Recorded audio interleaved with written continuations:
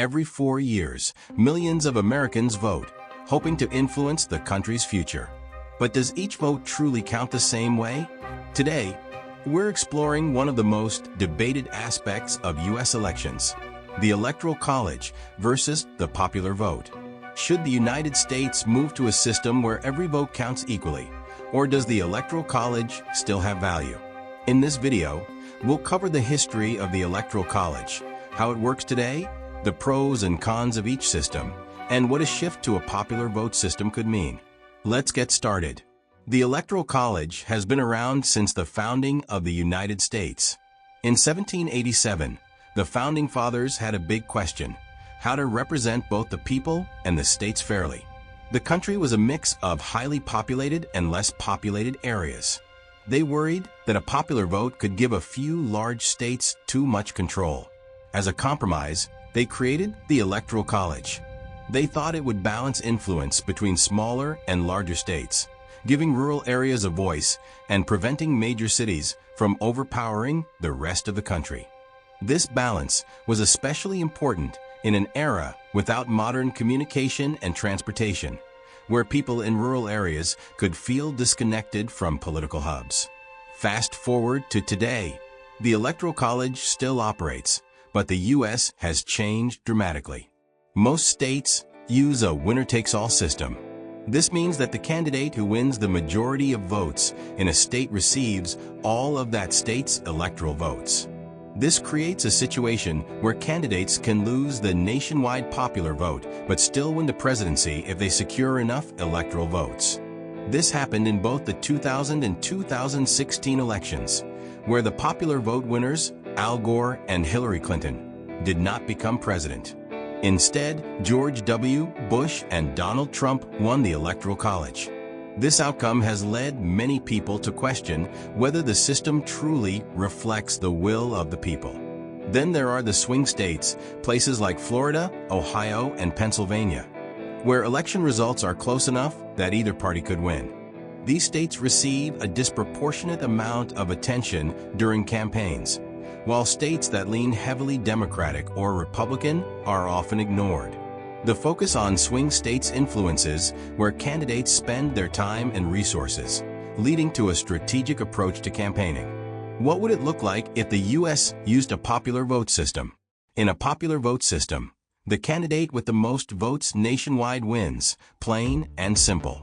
Every vote would count equally, regardless of which state it came from.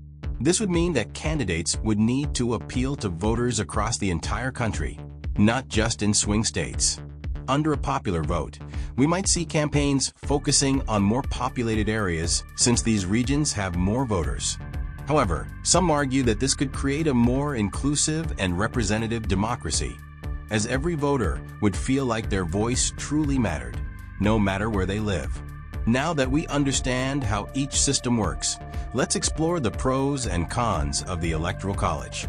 One argument in favor of the Electoral College is that it protects smaller states and rural areas. Without it, large urban areas could have much more sway, potentially drowning out the voices of less populated regions. The Electoral College gives each state a minimum of 3 electoral votes, which ensures even the smallest states have a say. The Electoral College also provides stability. By distributing electoral votes across the states, it reduces the chances of a nationwide recount, which would be chaotic in a close race. Instead, any recounts are typically limited to specific states, which keeps the process more manageable. Finally, the system incentivizes candidates to reach a broad audience. A candidate can't focus only on a few densely populated areas.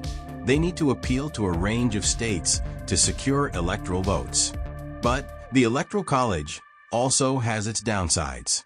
The focus on swing states means that certain states receive much more attention, while voters in states that consistently lean Democratic or Republican may feel overlooked. This can make people feel that their votes don't truly matter. There's also the issue of popular vote discrepancies. When a candidate wins the popular vote but loses the election, it raises questions about the system's fairness. This disconnect can lead to political division and discontent among voters. Additionally, The winner-takes-all approach in most states can lead to voter disengagement. In a heavily red or blue state, voters from the minority party may feel that their votes won't change the outcome, potentially lowering voter turnout. Let's look at the pros and cons of a popular vote system. Supporters of a popular vote argue that it would give equal weight to every vote, making the system more democratic. Each vote would count the same, whether it's cast in New York City or a small town in Kansas. A popular vote system would likely create a nationwide campaign. Candidates would need to appeal to voters in all states, rather than just the battlegrounds. This could lead to a more inclusive and balanced approach to campaigning. And finally, with today's technology, a nationwide popular vote is more feasible than it was in the 18th century.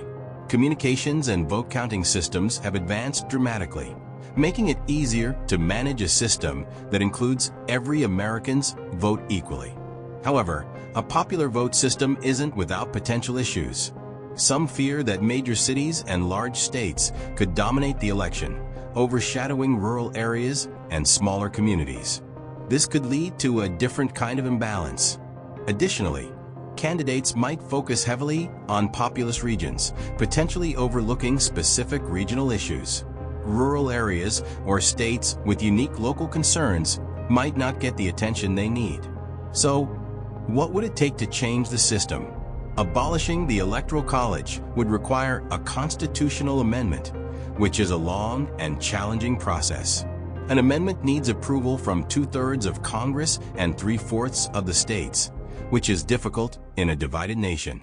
However, there is an alternative movement called the National Popular Vote Interstate Compact. This compact is an agreement among some states to pledge their electoral votes to the candidate who wins the popular vote. The idea is that if enough states join, it could effectively bypass the need for a constitutional amendment and ensure the popular vote determines the presidency.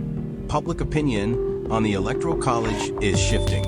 Recent polls show that more Americans favor moving to a popular vote system, especially after elections where the Electoral College outcome didn't match the popular vote. With changing demographics and new political dynamics, the debate around the Electoral College is more alive than ever. The question remains, should the U.S. keep the Electoral College, or is it time for a change? To recap, the Electoral College was created to balance representation across the states and prevent dominance by populous areas. It provides stability and encourages candidates to reach out to different parts of the country. On the other hand, a popular vote system would make each vote equal, regardless of state, and could lead to more inclusive campaigning. What do you think? Should the United States keep the Electoral College, or is it time to adopt a popular vote system? Let us know your thoughts in the comments below. If you enjoyed this video, don't forget to like, subscribe, and share. Your support helps us bring more content like this to you. Thanks for watching, and we'll see you in the next one.